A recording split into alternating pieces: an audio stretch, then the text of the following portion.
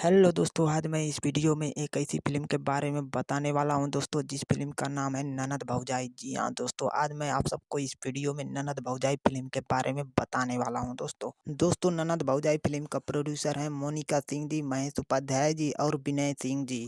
और दोस्तों इस फ़िल्म का डायरेक्टर है मंजुल ठाकुर जी। और दोस्तों इस फ़िल्म के मुख्य भूमिका में है सुपरस्टार जय यादव जी और काजल राघवानी जी। और दोस्तों अगर इस फ़िल्म में काम करने वाले सारे कलाकारों का बात करें तो इस फ़िल्म में काम करने वाले कलाकार हैं सुपरस्टार जय यादव जी, काजल राघवानी जी, प्रेम दुबे जी, पुष्पेंद्र राय जी, निशा सिंह जी, रंभा सहानी जी और भी कई सारे कलाकारों ने इस फ़िल्म में काम किया है दोस्तों आप सबको बता दें कि इस फ़िल्म का स्टोरी एकदम कमाल की है दोस्तों। जी हाँ दोस्तों, इस फ़िल्म का स्टोरी एकदम कमाल की है दोस्तों।